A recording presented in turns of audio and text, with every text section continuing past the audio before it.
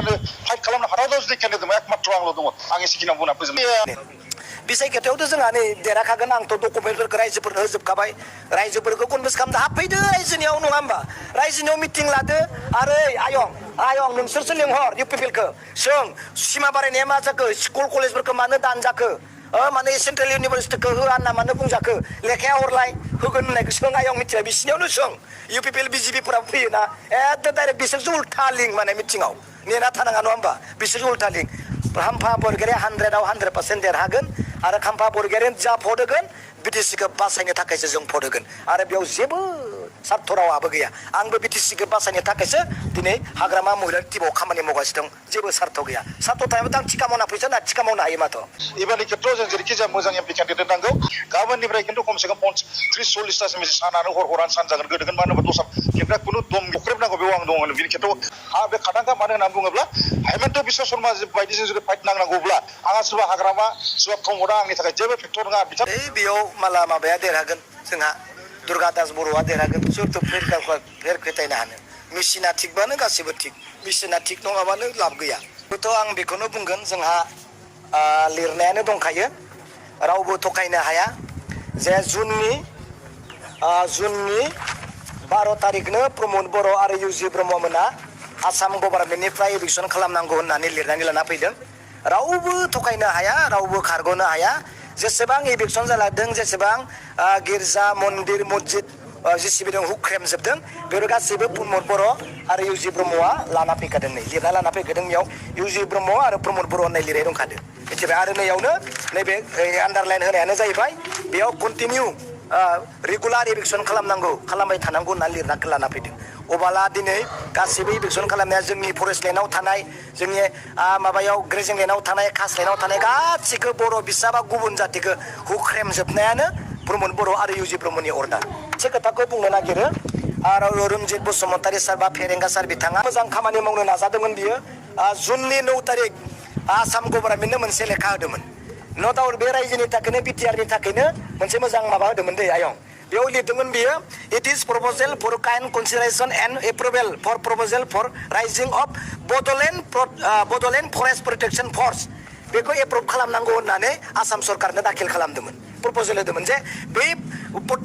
forest protection फर्सनि गेजेरजों सेंग्रा सिख्लाफोरखौ माने हंस्थापन होनाय बा साखरि होनाय नाथाय आसाम सरकारा मा लिरबाय बेयाव जे जोङो नोंथांमोननि बिटिआरनि माबाखौ बासायनो थाखाय जोंनो 3 बेटेलियन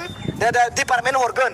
बे बेटेलियनावनो नोंथाङा हेफाजाब होलांनांगौ होननानैसो लिरनानै हरबाय प्रस्ताब खालामना हरबाय बा माबानि फेरेंगा सारनि प्रस्ताबखौ बिथांमोना नाटसाट खालामदों आरो 3 बोसोर जाबाय लेखाया आंनियाव दङ 3 बोसोर जाबाय फेरेंगा सारखौ आसाम सरकारा साखरि होनायखौ जब्द खालामना दोनदों सासेबो साखरि होनो हायाखै लेखाखौ आं नोंसोरनो होगोन दा सासेबो साखरि होनो हायाखै माबाया फरेस्ट डिपार्टमेन्टआव जेसेबां पस्ट दङ एसेबांनो दासिमबो दङ उनाव होगोनखौ आं बुङाखै दासिमबो बेनो एखेयानो दङ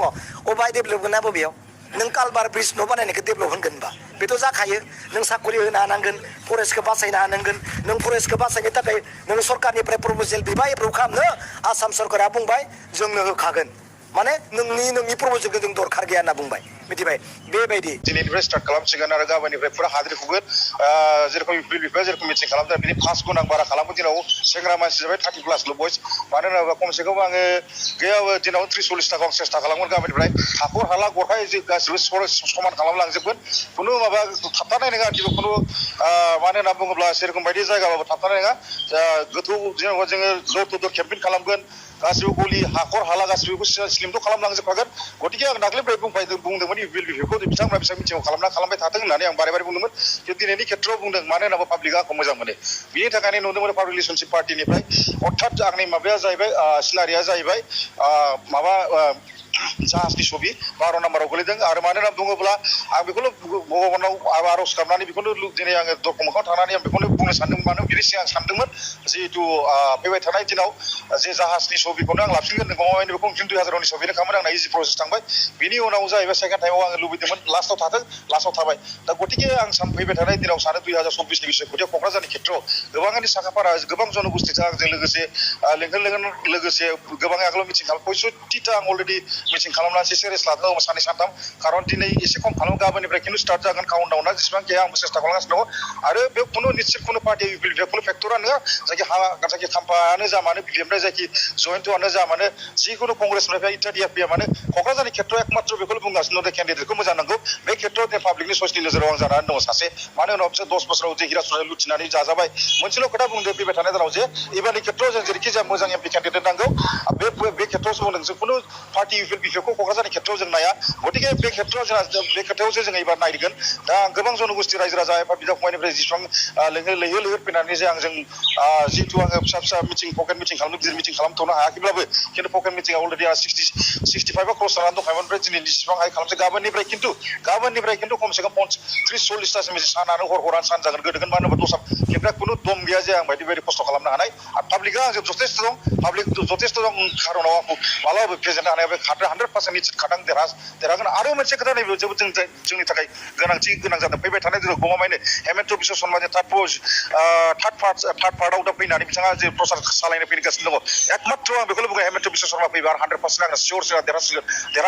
देरहानाया स्ट्रंसिन बांसिन महर मोनगोन हेमन्त बिश्व शर्मा 20,000निफ्रायबो 50,000 80,000 1 लाख बारासिनाव खरस जागोन हेमन्त बिश्व शर्मा फैयोबा मानो होनना बुङोबा गमामायै जेसेबां बर' फिसा रायजो राजा एबा बिदा फंबायफ्रा आंजों लोगोसे दङ हेमन्त 20,000निफ्रायबो 50,000 80,000 1 लाख बारासिनाव खरस जागोन हेमन्त बिश्व शर्मा फैयोबा मानो होनना बुङोबा गमामायै जेसेबां बर' फिसा रायजो राजा एबा बिदा फंबायफ्रा आंजों लोगोसे दङ हेमन्त बिश्व शर्मा जे भ्रष्टाचार सरासरि चिफ मिनिस्टार जुदि केन्डिडेट जुदि फाइट नांनो हाथावथाव केन्डिडेट एकमात्र आंल' दं आंनि बारियाव सोरबा दंबा सारा जिल्लाया राजनितिखौ गारगोन बेखौ दिनै स्पष्ट खोथा बुंगोन हेमन्त बिश्व शर्मा फैबा नोंथांमोना नुगोन बाक जुद्ध बेजों आं बेजों माबागोन सेस्था खालामो जेसेबां हायो आं बे जेसेबां केम्पेइन खालामो बेनो बांसिन आं बेखौ केम्पेइन खालामना फिसा खोन्थागोन बेखौ जों माबायदि अख्रेब नांगौ बेयाव आं दङ बिनि खेथ्रआव आङो दिनै नुदों जे हेमन्त बिश्व शर्मा भ्रष्टाचार सरासरि जेरै बर'खौ जोंनि ट्राइबेल माहारिखौ मुस्लिमखौल' खालि बे जेरखम एगेन्सै बिथाङा जेरखम नारा सेस्था खालामदों दा बेबायदि खेथ्रआव जों दुखु गोनां दिनै बाथ्रा दिनै पाब्लिकेसन पार्टि नेतृत्वनिफ्राय आं बेखौ बुंदों ओंखायनो गुरै खावलायनाय जायो आइ आफा बिदा फंबाय जोंनि बर' माहारि रायजो राजा बिथांमोनाबो आंजों गोबाङैनो फैबाय आरो फैबाय थानाय दिनाव आं सानो लोंहोनो फैनानै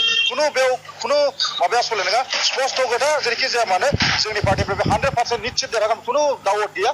बे खादांखा मानो होनना बुङोब्ला हेमन्त बिश्व शर्मा बायदिजों जुदि फाइट नांनांगौब्ला आंहा सोरबा हाग्रामा सोरबा प्रमदआ आंनि थाखाय जेबो फेक्टर नङा बिथांमोनहा जेबो बेबायदि बिथांमोनखौ आंहा उल्था सिदा बिथांमोना बाथ्रा दान्थेनांगौ खोथा गैया खारन बिथांमोना BTC इलेक्सनावसो गेलेगोन दा नैबे एमपिनि खेथ्रआव हेमन्त बिश्व शर्मा दिनै एनडिएनि एलायन्स जाना बिथाङा जे प्रसार जुदि खालामोब्ला बिथां फैयोब्ला 100% सियरा स्ट्रंसिन जागोन खारन गमामायैनो बिथांजों जुदि फाइट खालामनो हाथावथाव जुदि केन्डिडेट दङ एकमात्र आंल' दङ आं एसेखिनियाव बुंना फोजोबबाय